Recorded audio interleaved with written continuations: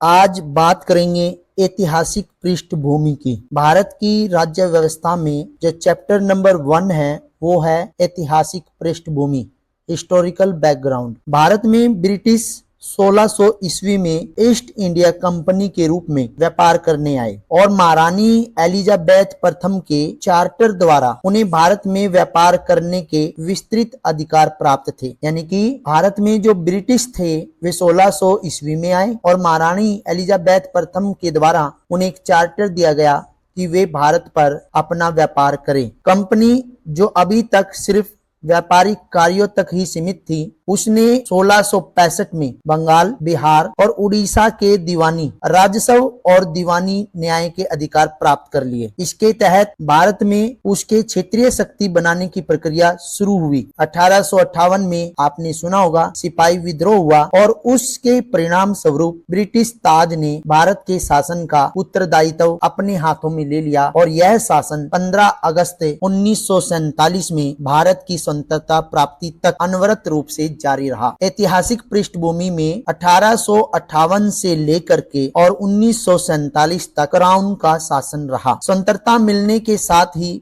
भारत के लिए एक संविधान की आवश्यकता महसूस होने लगी और यहाँ इसको अमल लाने के उद्देश्य से सन 1946 में एक संविधान सभा का गठन किया गया और 26 जनवरी 1950 को संविधान अस्तित्व में आया। संविधान और राज्य व्यवस्था की अनेक विशेषताएं ब्रिटिश शासन से ग्रहण की गई और ब्रिटिश शासन की कुछ घटनाएं ऐसी थी जिनके कारण ब्रिटिश शासित भारत में सरकार और प्रशासन की विधिक रूपरेखा निर्मित की गई। इन घटनाओं ने हमारे संविधान और राजतंत्र पर गहरा प्रभाव छोड़ा और उनके बारे में यदि व्याख्या करें तो दो कालक्रम के रूप में हम व्याख्या करेंगे, एक कंपनी के शासन की और एक सम्राट के शासन की। कंपनी का शासन 1773 से लेकर 1858 तक और 1857 की जो सिपाही विद्रोह वाली क्रांति हुई उसके बाद सम्राट का शासन 1858 से 1947 तक। हमने पढ़ा कि संविधान जो है 26 जनवरी 1950 को अस्तित्व में आया। अब हम बात करेंगे संविधान क्या है, व्हाट इज कॉन्स्टिट्यूशन। संविधान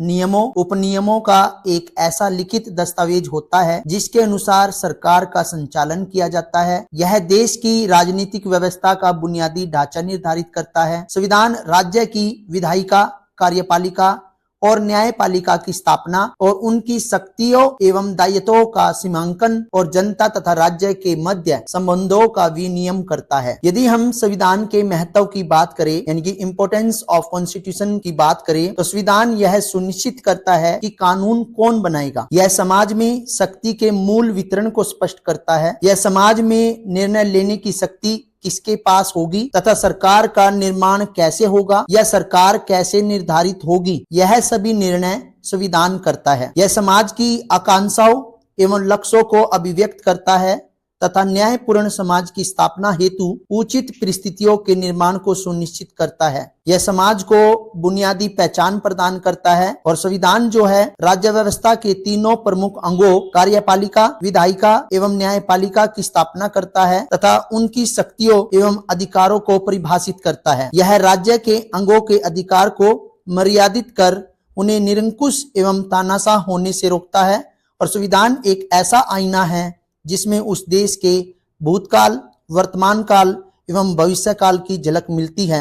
अब बात करेंगे संवैधानिक विकास के चरण की, stage of constitutional development. Bharat के संवैधानिक विकास का मतलब है कि भारत का संविधान अतीत से लेकर वर्तमान तक कैसे विकसित हुआ। हमने आपको दो हिस्से बताए थे। पहला बताया था ब्रिटिश इंडिया कंपनी के अंतर्गत पारित अधिनियमों द्वारा 1773 से लेके 1853 80 वर्ष लगभग चला और दूसरा ब्रिटिश ताज के अंतर्गत पारित अधिनियमों द्वारा 1858 से लेके 1947 यानी का मतलब है 89 से 90 वर्ष तक। 1773 से 1858 कंपनी का शासन, इसमें रेगुलेटिंग अधिनियम 1773, 1781 का संशोधन अधिनियम पिट्स इंडिया एक्ट 1784 और इसमें हम चार चार्टर अधिनियम 1793, चार्टर अधिनियम 1813, चार्टर अधिनियम 1833, चार्टर अधिनियम 1853 पढ़ेंगे।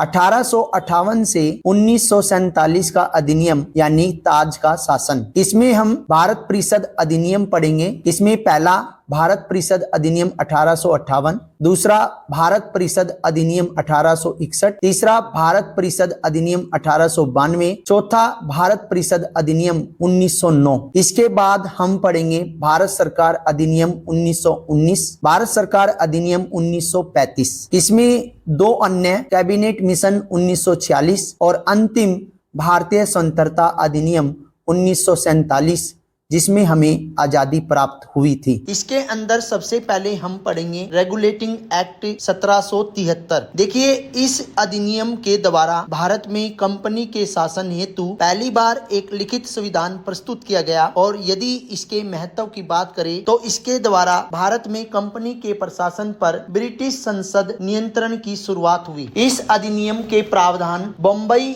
एवं मद्रास प्रेसिडेंसी को कलकत्ता प्रेसिडेंसी के अधीन कर दिया गया। अब बंगाल के गवर्नर को तीनों प्रेसिडेंसी का गवर्नर जनरल कहा जाने लगा और कलकत्ता प्रेसिडेंसी के गवर्नर जनरल व 4 सदस्यों वाली परिषद के नियंत्रण में सरकार की स्थापना की गई। कलकत्ता में एक सुप्रीम कोर्ट की स्थापना 1774 में की गई, जिसके अंतर्गत बंगाल, बिहार और उड़ीसा शामिल थे। एलिजा इम्फे को इसका प्रथम मुख्य न्यायाधीश, चैम्बर्स, लिमिस्टर और हाइड को अन्य न्यायाधीश नियुक्त किया गया। इस अधिनियम के तहत बनने वाले बंगाल के प्रथम governor general Lord Warren Hastings थे। भारत के सचिव की पूर्व अनुमति पर गवर्नर जनरल एवं उनकी परिषद के अंदर 4 सदस्य, उनकी परिषद को कानून बनाने का अधिकार प्रदान किया गया। इस अधिनियम के तहत कंपनी के कर्मचारियों को निजी व्यापार और भारतीय लोगों से उपहार यानी कि रिश्वत लेने को प्रतिबंधित कर दिया गया।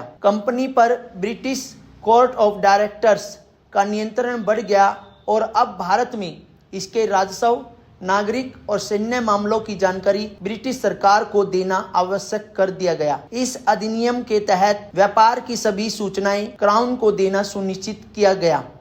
अब 1783 का संशोधन अधिनियम रेगुलेटिंग एक्ट ऑफ 1773 की खामियों को ठीक करने के लिए ब्रिटिश संसद ने अमेंडिंग एक्ट ऑफ 1781 पारित किया, जिसे बंदोबस्त कानून यानी एक्ट ऑफ सेटलमेंट के नाम से भी जाना जाता है। इस कानून की निम्नलिखित विशेषता है। इस कानून ने गवर्नर जनरल तथा काउंसिल को सर्वोच्च न्यायालय के क्षेत्र अधिकार से बरी अथवा मुक्त कर दिया। उसी प्रकार कंपनी के सेवकों को भी उनकी कार्य करने के दौरान की गई कार्रवाइयों के लिए सर्वोच्च न्यायालय के क्षेत्राधिकार से मुक्त कर दिया गया।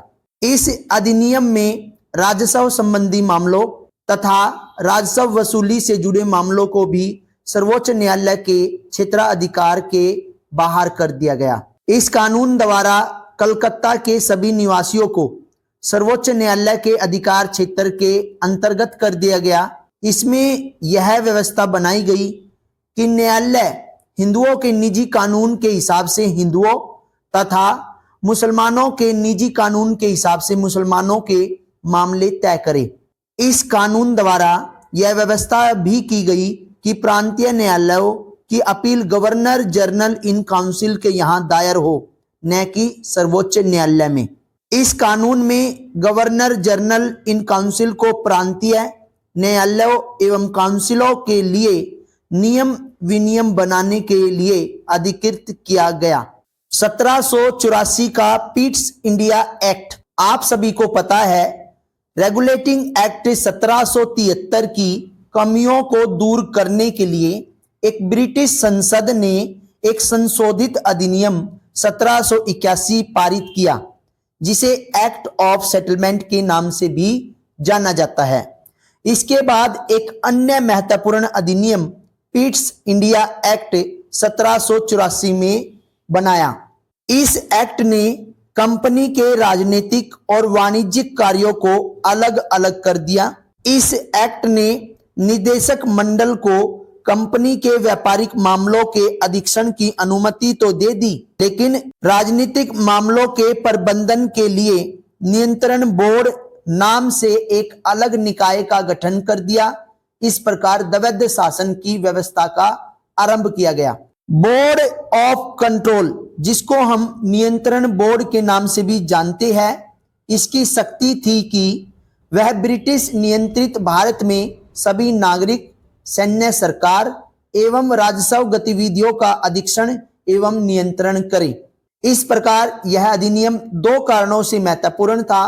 पहला, भारत में कंपनी के अधीन क्षेत्र को पहली बार ब्रिटिश आधिपत्य का क्षेत्र कहा गया। दूसरा, ब्रिटिश सरकार को भारत में कंपनी के कार्यों और इसके प्रशासन पर पूर्ण नियंत्रण प्रदान किया गया।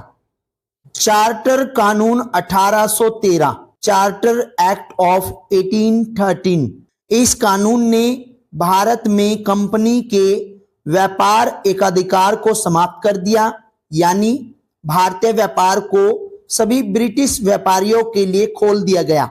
तब भी इस कानून ने चाय के व्यापार तथा चीन के साथ व्यापार में कंपनी के एकाधिकार को बहाल रखा। इस कानून ने भारत में कंपनी शासित क्षेत्रों पर ब्रिटेन के राजा की प्रभुता को प्रकट व स्थापित किया।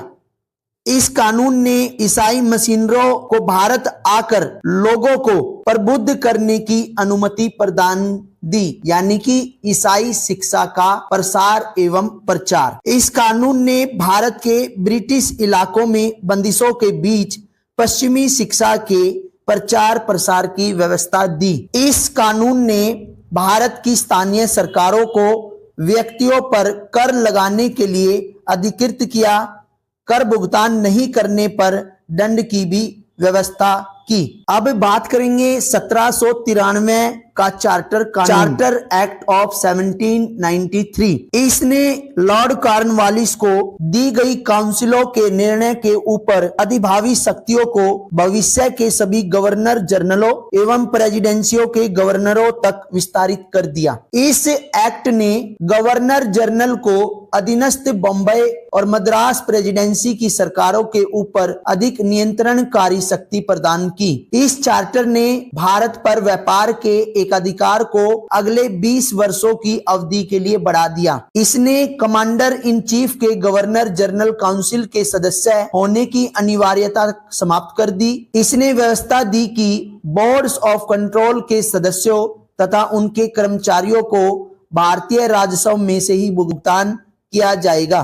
1833 का चार्टर अधिनियम, इसने बंगाल के गवर्नर जनरल को भारत का गवर्नर जनरल बना दिया, जिसमें सभी नागरिक और सैन्य शक्तियां निहित थी। इस प्रकार इस अधिनियम ने पहली बार एक ऐसी सरकार का निर्माण किया जिसका ब्रिटिश कब्जे वाले संपूर्ण भारतीय क्षेत्र पर पूर्ण नियंत्रण था। लॉर्ड विलियम बेंटिक भारत के प्रथम गवर्नर जनरल थे। इसने मद्रास और बंबई के गवर्नरों को विधायिका संबंधी शक्ति से वंचित कर दिया और भारत के गवर्नर जनरल को पूरे ब्रिटिश भारत में विधायिका के असीमित अधिकार प्रदान दिए गए। इसके अंतर्गत पहले बनाए गए कानूनों को नियामक कानून कहा गया और नए कानूनों के तहत बने कानूनों को एक्ट या अधिनियम कहा। इसलिए ब्रिटिश भारत के केंद्रीकरण की दिशा में यह अधिनियम निर्णायक कदम था। ईस्ट इंडिया कंपनी की एक व्यापारिक निकाय के रूप में की जाने वाली गतिविधियों को समाप्त कर दिया गया और अब यह विशुद्ध रूप से प्रशासनिक निकाय बन गया। इसके तहत कंपनी के अधिकार वाले क्षेत्र ब्रिटिश राजशाही और उसके उत्तराधिकारों के विश्वास के तहत ही कब्जे में रह गए। इस चार्टर एक्ट यानी चार्टर एक्ट 1833 ने सिविल सेवकों के चयन के लिए खुली प्रतियोगिता का आयोजन शुरू करने का प्रयास किया। इसमें कहा गया कि कंपनी में भारतीयों को किसी पद, कार्यालय और रोजगार को हासिल करने से वंचित नहीं किया जाएगा। हालांकि बोर्ड ऑफ डायरेक्टर्स के विरोध के कारण इस प्रावधान को समाप्त कर दिया गया। 1853 का चार्टर अधिनियम 1793 से लेकर 1853 के दौरान ब्रिटिश संसद द्वारा पारित किए गए चार्टर अधिनियमों की श्रृंखला में यह अंतिम अधिनियम था। संवैधानिक विकास की दृष्टि से यह अधिनियम एक महत्वपूर्ण अधिनियम था। इस अधिनियम ने पहली बार गवर्नर जनरल की परिषद के विधायी एवं प्रशासनिक कार्यों को अलग कर दिया। इसके तहत परिषद में 6 नए पार्षद जोड़े गए। इन्हें विधान पार्षद भी कहा गया। दूसरे शब्दों में यदि बात करें, इसने गवर्नर जनरल के लिए नए विधान परिषद का गठन किया, जिसे भारतीय विधान परिषद कहा गया। परिषद की इस शाखा ने छोटी संसद की तरह कार्य किया। इसमें वही प्रक्रियाएं अपनाई गई जो ब्रिटिश संसद में अपनाई जाती थी। इस प्रकार विधायिका को पहली बार सरकार के विशेष कार्य के रूप में जाना गया, जिसके लिए विशेष मशीनरी और प्रक्रिया की जरूरत थी। इसने 1853 के चार्टर ने सिविल सेवकों की भर्ती और चयन हेतु खुली प्रतियोगिता व्यवस्था का आरंभ किया, क्योंकि आपको मैंने 1833 का जो चार्टर अधिनियम था उसमें मैंने बताया था कि जो सिविल सेवकों के चयन के लिए भारतीयों के लिए भी पद खोले गए थे, लेकिन उनको समाप्त कर दिया गया था। इसने सिविल सेवकों की भर्ती एवं चयन हेतु खुली प्रतियोगिता व्यवस्था का आरंभ किया। इस प्रकार विशिष्ट सिविल सेवा भारतीय नागरिकों के लिए भी खोल दी गई और इसके लिए 1854 में मैकाले समिति की नियुक्ति की गई। इसने कंपनी के शासन को विस्तारित कर दिया और इस चार्टर एक्ट ने भारतीय क्षेत्र को इंग्लैंड राजशाही के विश्वास के तहत कब्जे में रखने का अधिकार दिया। लेकिन पूर्व अधिनियमों के विपरीत इसमें किसी निश्चित समय का निर्धारण नहीं किया गया था।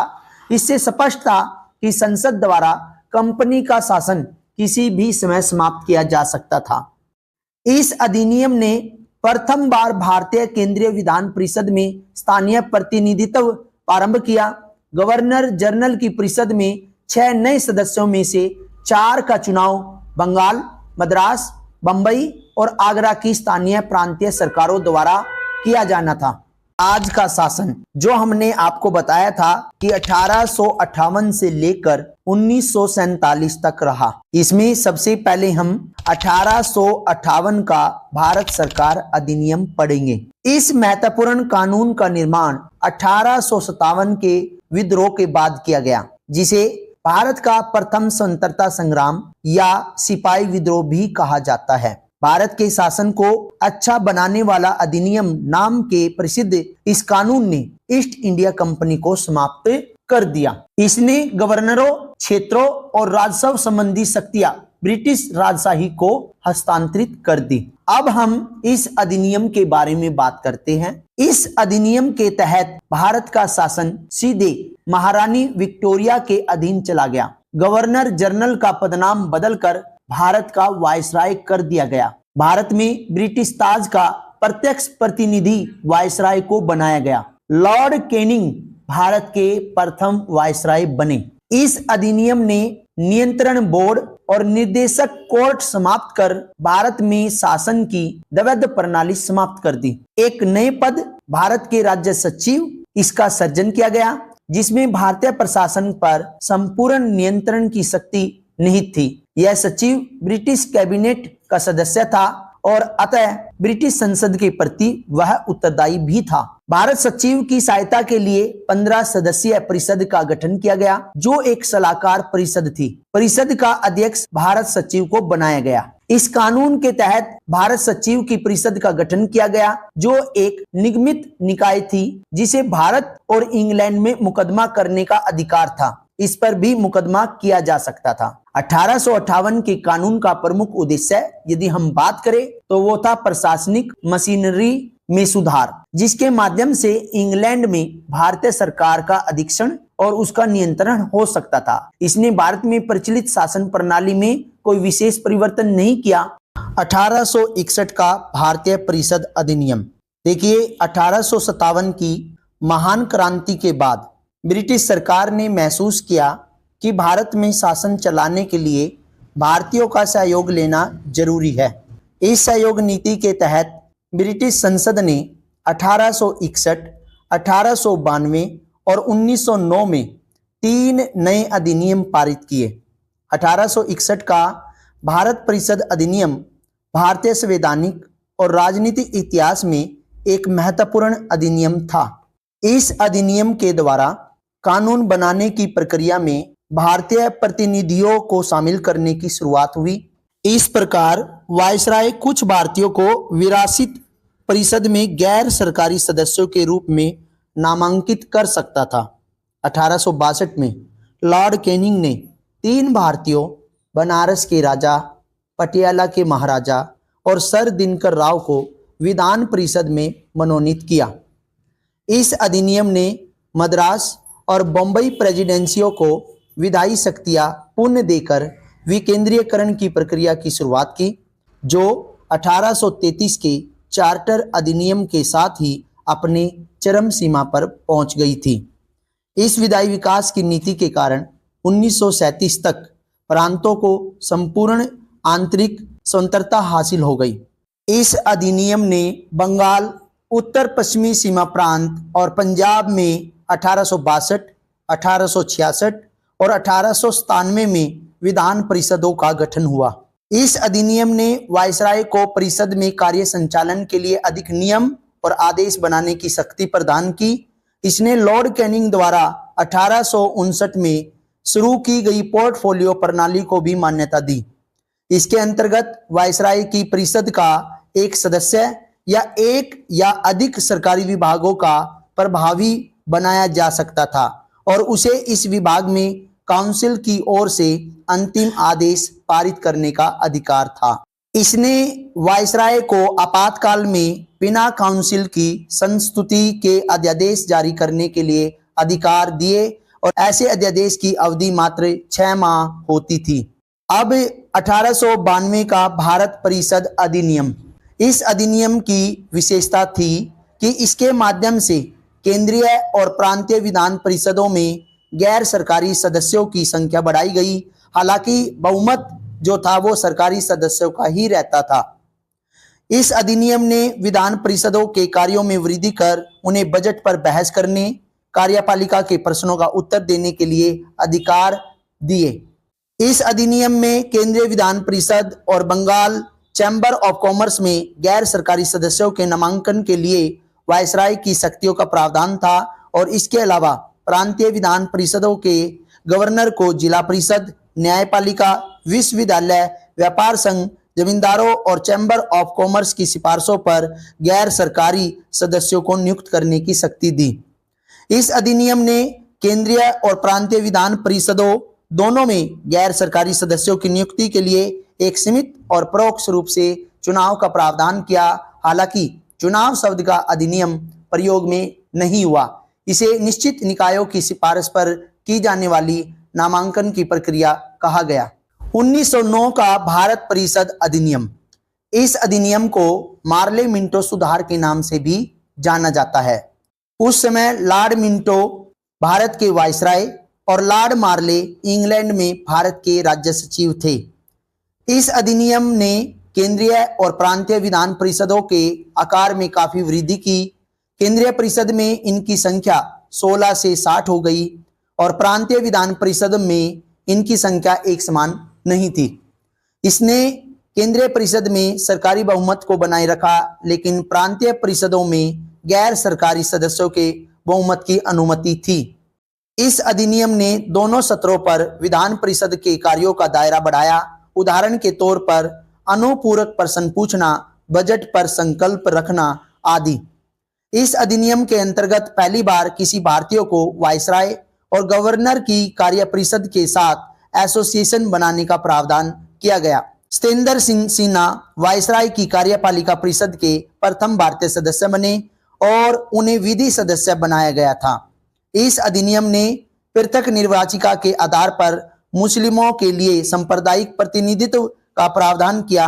इसके अंतर्गत मुस्लिम सदस्यों का चुनाव मुस्लिम मतदाता ही कर सकते थे और इस प्रकार इस अधिनियम ने सांप्रदायिकता को वैधानिकता प्रदान की और लॉर्ड मिंटो को सांप्रदायिक निर्वाचन के जनक के रूप में जाना जाने लगा। इस अधिनियम ने presidency corporation, chamber of commerce, विश्वविद्यालय और जमींदारों के लिए अलग प्रतिनिधित्व का प्रावधान भी किया। अब बात करेंगे भारत शासन अधिनियम 1919 एवं भारत शासन अधिनियम 1935। देखिए, सबसे पहले हम भारतीय शासन अधिनियम 1919 की बात करेंगे। 20 अगस्त 1917 को ब्रिटिश सरकार ने पहली बार घोषित किया कि उसका उद्देश्य भारत में कार्मिक रूप से उत्तरदायी सरकार की स्थापना करना था। मतलब ये था कि ब्रिटिश सरकार ये सोच रही थी, उन्होंने घोषणा की कि भाई अब शासन जो है भारतीय सरकार का हो। कार्मिक रूप से 1919 में भारत शासन अधिनियम बनाया गया और जो 1921 में लागू हुआ। इस कानून को मॉन्टेग्यू जेम्स फोर्ड सुधार भी कहा जाता है। जैसा कि हमने 1919 का भारत परिषद अधिनियम पढ़ा था, उसमें लॉर्ड मार्ले जो थे वो इंग्लैंड के राज्य सचिव थे और लॉर्ड मिंटो जो थे वो भारत के वायसराय थे। इसी तरह यहाँ पर मॉन्टेग्यू और जेम्स फोर्ड थे। इस अधिनियम की यदि हम विशेषताओं की बात करें तो केंद्रीय और प्रांतीय विषयों की सूची की पहचान कर और उन्हें अलग कर राज्यों पर केंद्रीय नियंत्रण कम किया गया। केंद्रीय और प्रांतीय विधान परिषदों को अपनी सूची के विषयों पर विधान बनाने का अधिकार प्रदान किया गया, लेकिन सरकार का ढांचा केंद्रीय और एकात्मक ही बना रहा। इस अधिनियम ने प्रांतीय विषयों को पुनः 2 भागों में विभक्त कर हस्तांतरित और आरक्षित किया। हस्तांतरित विषयों पर गवर्नर का शासन होता था और इस कार्य में वह उन मंत्रियों की सहायता लेता था जो विधान परिषद के लिए उत्तरदायी थे। दूसरी ओर आरक्षित विषयों पर गवर्नर कार्यपालिका परिषद की सहायता से शासन करता था, जो विधान परिषद के प्रति उत्तरदायी नहीं थे। शासन की इस दोहरी व्यवस्था को द्वैध शासन कहा जाने लगा। हालांकि यह व्यवस्था काफी हद तक असफल रही। देखिए, इस अधिनियम ने पहली बार देश में द्वि शासन व्यवस्था और प्रत्यक्ष निर्वाचन की व्यवस्था आरंभ कर दी। इस प्रकार भारतीय विधान परिषद के स्थान पर द्वि संसदीय व्यवस्था यानी कि राज्यसभा और लोकसभा का गठन किया गया। दोनों सदनों के बहुसंख्यक सदस्यों को प्रत्यक्ष निर्वाचन के माध्यम से निर्वाचित किया जाता था। इसके अनुसार वायसराय की कार्यकारी परिषद में 6 सदस्यों में से 3 सदस्यों का भारतीय होना आवश्यक था। इस कानून ने संपत्ति कर या शिक्षा के आधार पर सीमित संख्या में लोगों को मताधिकार प्रदान किया। इस अधिनियम ने लंदन में भारत के उच्चायुक्त के कार्यालय का सृजन किया और अब तक भारतीय सचिव द्वारा किए जा रहे कुछ कार्यों को उच्चायुक्त को स्थानांतरित कर दिया गया। इस अधिनियम ने एक लोक सेवा आयोग का गठन किया।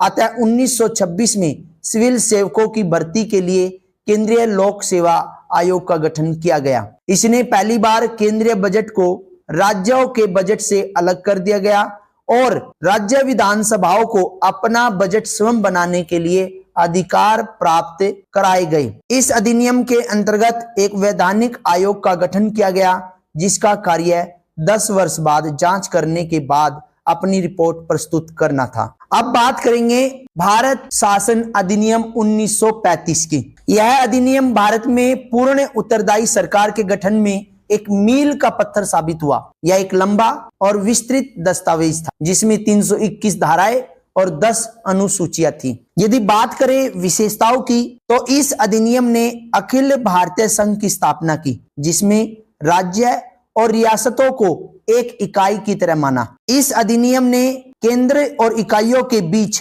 3 सूचियां, संघ सूची जिसमें 59 विषय, राज्य सूची जिसमें 54 विषय और समवर्ती सूची दोनों के लिए यानी कि संघ यानी कि केंद्र के लिए भी और राज्य के लिए भी, इसमें 36 विषय, इनके आधार पर शक्तियों का बंटवारा कर दिया गया। अवशिष्ट शक्तियां वायसराय को दी गई। हालांकि यह संघीय व्यवस्था कभी अस्तित्व में नहीं आई क्योंकि देशी रियासतों ने इसमें शामिल होने से इनकार कर दिया। इसने प्रांतों में द्वैध शासन व्यवस्था समाप्त कर दी और प्रांतीय स्वतंत्रता का शुभ आरंभ किया। यानी कहने का मतलब है प्रांतीय स्वायत्तता का शुभ आरंभ किया। राज्यों को अपने दायरे में रहकर स्वायत्त तरीके से यानी कि स्वतंत्र तरीके से 3 पृथक क्षेत्रों में शासन का अधिकार दिया गया और इसके अतिरिक्त इस अधिनियम ने राज्यों में उत्तरदायी सरकार की स्थापना की। यानी गवर्नर को राज्य विधान परिषदों के लिए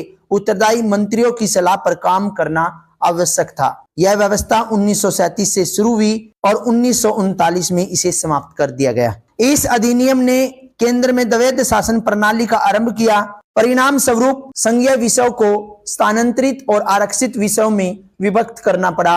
हालांकि यह प्रावधान कभी लागू नहीं हो सका। इस अधिनियम ने 11 राज्यों में से 6 में द्विसदनीय व्यवस्था आरंभ की। इस प्रकार बंगाल, बंबई, मद्रास, बिहार, संयुक्त प्रांत और असम में द्विसंसदीय विधान परिषद और विधानसभा बनाई गई। हालांकि इन पर कई प्रकार के प्रतिबंध थे। इस अधिनियम ने दलित जातियों, महिलाओं और मजदूर वर्ग के लिए अलग से निर्वाचन की व्यवस्था कर सांप्रदायिक प्रतिनिधित्व व्यवस्था का विस्तार किया। इस अधिनियम ने भारत शासन अधिनियम 1858 द्वारा स्थापित भारत को परिषद जो भारत की परिषद थी उसको समाप्त कर दिया और इंग्लैंड में भारत सचिव को सलाहकारों की टीम मिल गई। इस अधिनियम ने मताधिकार का विस्तार किया।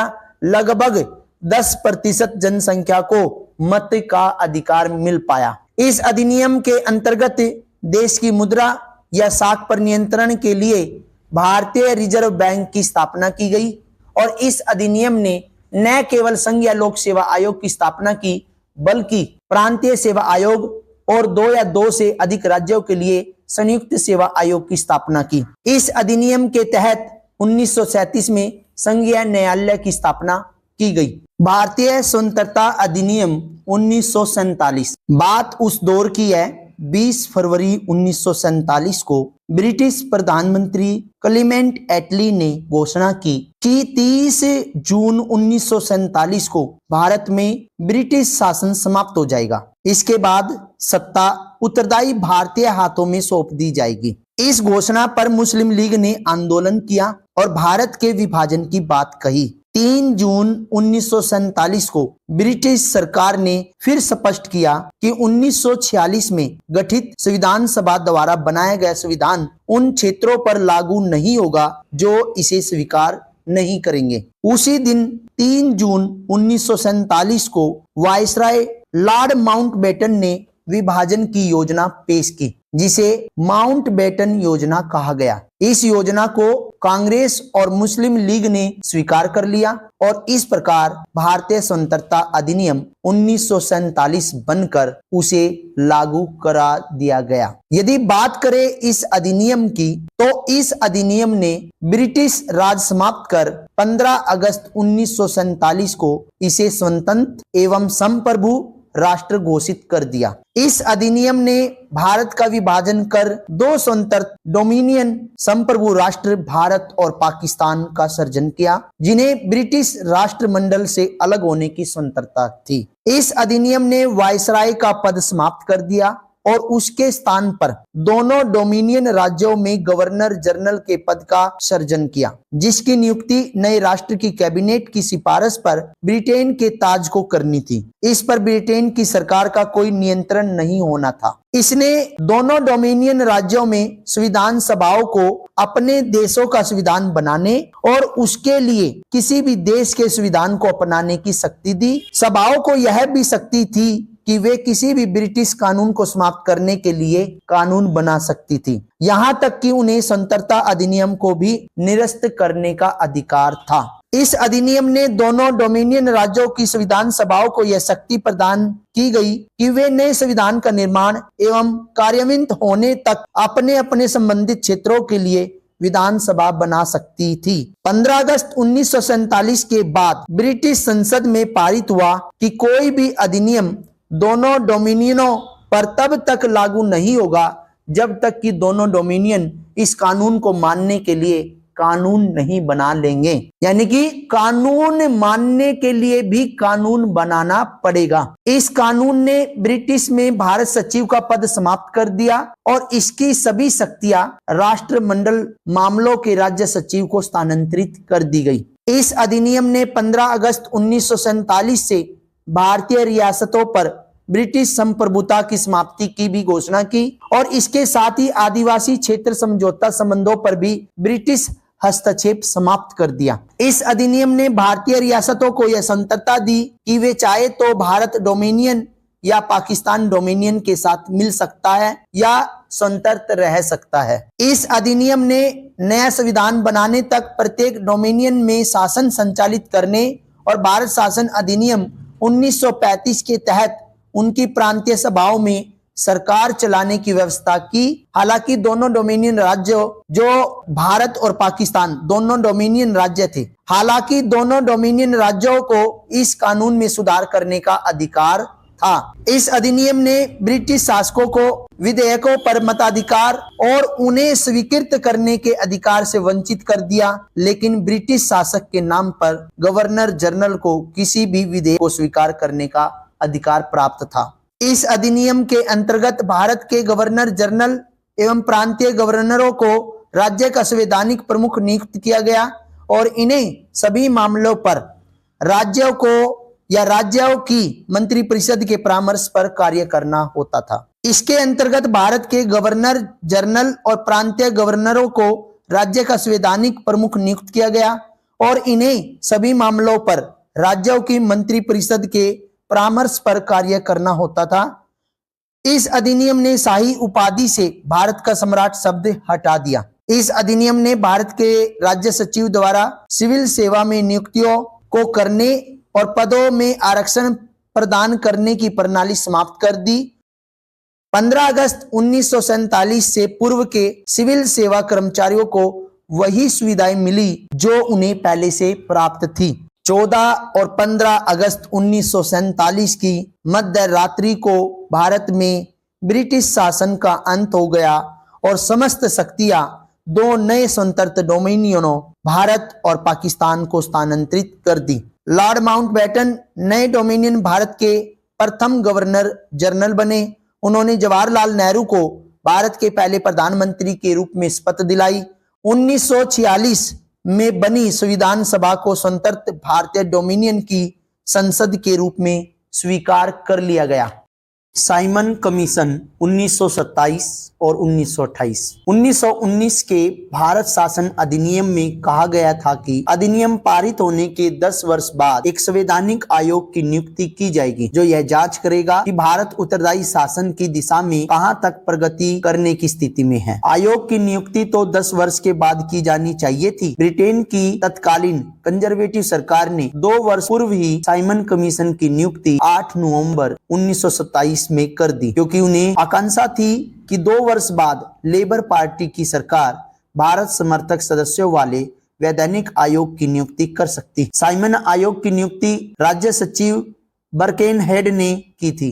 सर जॉन साइमन की अध्यक्षता में गठित साइमन आयोग में 7 सदस्य थे और 7 सदस्यों का अंग्रेज होना ही एक विरोध का कारण बना, इसलिए इसे श्वेत कमीशन कहकर इसका बहिष्कार किया गया।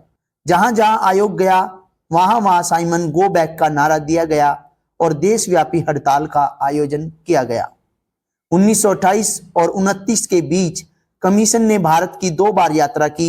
आयोग ने मई 1930 में अपनी रिपोर्ट प्रस्तुत कर दी, जिस पर लंदन में आयोजित गोलमेज सम्मेलन में विचार होना था। साइमन कमीशन के दौरान हमारे भारत के नेता लाला लाजपत राय की लाठी चार्ज में मृत्यु हो गई, जो कि एक दुखद घटना मानी जाती है।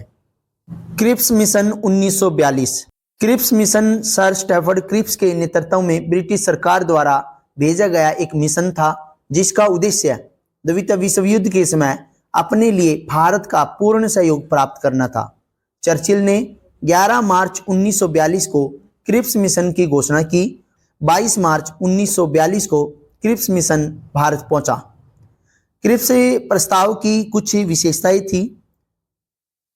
इसने घोषणा की कि भारत में ब्रिटिश नीति का उद्देश्य है जितनी जल्दी संभव हो सके भारत में स्वशासन की स्थापना, मतलब युद्ध के बाद भारत को डोमिनियन स्टेट दिया जाएगा। युद्ध के बाद एक ऐसे भारतीय संघ के निर्माण का प्रयत्न किया जाएगा जिसे पूर्ण उपनिवेश का दर्जा प्राप्त होगा और उसे राष्ट्र कुल से अलग होने का अधिकार भी होगा। युद्ध के बाद एक संविधान निमात्री सभा का गठन किया जाएगा जिसमें ब्रिटिश प्रांतों के चुने हुए प्रतिनिधि तथा देशी रियासतों के प्रतिनिधि शामिल होंगे। संविधान सभा द्वारा निर्मित किए गए संविधान को सरकार 2 शर्तों पर ही लागू कर सकेगी। पहली शर्त, जो प्रांत इससे सहमत नहीं होंगे वे इसे अस्वीकार कर पूर्ववत स्थिति में ही रह सकते हैं, या फिर वे पूर्ण रूप से स्वतंत्र रहना चाहते हैं, तब भी ब्रिटिश सरकार को कोई आपत्ति नहीं है। पाकिस्तान की मांग के लिए इस व्यवस्था के तहत गुंजाइश बनाई गई। भारतीय संविधान सभा तथा ब्रिटिश सरकार के मध्य अल्पसंख्यकों के हितों यानी कि सुरक्षा, आश्वासन, प्रतिनिधित्व और विकास को लेकर एक समझौता होगा। युद्ध के दौरान ब्रिटिश वायसराय की एक नई कार्यकारी परिषद का गठन किया जाएगा जिसमें भारतीय जनता के प्रमुख वर्गों के प्रतिनिधि शामिल होंगे, लेकिन रक्षा मंत्रालय ब्रिटिश नेतृत्व के पास रहेगा। अंततः क्रिप्स को भारतीय नेताओं से बातचीत असफल हो गई क्योंकि इसमें पूर्ण संविधानता की जगह डोमिनियन स्टेट, संविधान सभा में रियासतों के शासकों द्वारा नामांकित लोगों की मौजूदगी तथा भारत के संभावित विभाजन पर कड़ी आपत्ति थी। Cabinet mission 1946। भारत की राजनीतिक समस्या के समाधान के लिए ब्रिटिश सरकार ने एक कैबिनेट मिशन भारत भेजा। इस मिशन में ब्रिटिश मंत्रिमंडल के 3 सदस्य थे, lord Pethick Lawrence, sir Stafford Cripps और एवी अलेक्जेंडर। इसकी विशेषता निम्नलिखित थी। ब्रिटिश भारत और देशी रियासतों को मिलाकर एक भारतीय संघ का गठन किया जाएगा। विदेश, रक्षा और संचार विभाग संघ के अधीन होंगे और संघ को इसके लिए धन इकट्ठा करने का अधिकार होगा। संघ की अपनी कार्यपालिका और विधायिका होगी जिसमें ब्रिटिश भारत तथा देशी रियासतों के प्रतिनिधि शामिल होंगे। और ये सभी चीजें क्यों की जा रही थी ब्रिटिशों के द्वारा? क्योंकि विश्व युद्ध, जो द्वितीय विश्व युद्ध चल रहा था, उसमें इंग्लैंड जो था पीछे जाता जा रहा था। अब बात करते हैं स्वतंत्रता पूर्व गठित अंतरिम मंत्रिमंडल 1946 की। यदि बात करें जवाहरलाल नेहरू की तो उन्हें राष्ट्रमंडल संबंध और विदेशी मामले दिए गए। सरदार वल्लभ भाई पटेल को गृह, सूचना एवं प्रसारण दिया गया। सरदार वल्लभ भाई रक्षा मंत्री, जॉन मिथाई उद्योग और नागरिक आपूर्ति मंत्री, जगजीवन राम श्रम, CH भाभा कार्य खान और ऊर्जा, डॉक्टर राजेंद्र प्रसाद खाद्य एवं कृषि मंत्री, आसफ अली रेलवे और परिवहन मंत्री, C राजगोपालचारी शिक्षा और कला मंत्री, I चुंद्रीगर वाणिज्य मंत्री, लियाकत अली खां वित्त मंत्री, अब्दुल रब निस्तार डाक एवं वायु मंत्री, गंजाफर अली खां स्वास्थ्य और जोगेंद्र नाथ मंडल विधि। देखिए, अंतरिम सरकार के सदस्य वायसराय की कार्यकारिणी परिषद के सदस्य थे और पंडित जवाहरलाल नेहरू इस परिषद के उपाध्यक्ष। और इसके बाद हम बात करते हैं भारत जब स्वतंत्र हुआ तो उसका पहला मंत्रिमंडल 1947 में जवाहरलाल नेहरू प्रधानमंत्री, सरदार वल्लभ भाई पटेल गृह मंत्री, डॉक्टर राजेंद्र प्रसाद खाद्य एवं कृषि, मौलाना अबुल कलाम आजाद शिक्षा, John Mathai railway, RK Shanmukham Chetty वित्त मंत्री, जगजीवन राम श्रम, सरदार बलदेव सिंह रक्षा, डॉक्टर भीमराव रामजी अंबेडकर विधि, राजकुमारी अमृता कौर स्वास्थ्य, CH भाभा वाणिज्य, रफी अहमद किदवई संचार, डॉक्टर श्यामा प्रसाद मुखर्जी उद्योग एवं आपूर्ति, VN गॉडगिल कार्य खान और ऊर्जा मंत्री। ये हमारी जो थी पहली मंत्रिमंडल जो कि 1947 में बनाई गई थी। इस प्रकार जो हमारा ये अध्याय है, जो हमने ऐतिहासिक पृष्ठभूमि पढ़ी, ये हमारा आज अंतिम चरण समाप्त हुआ। धन्यवाद।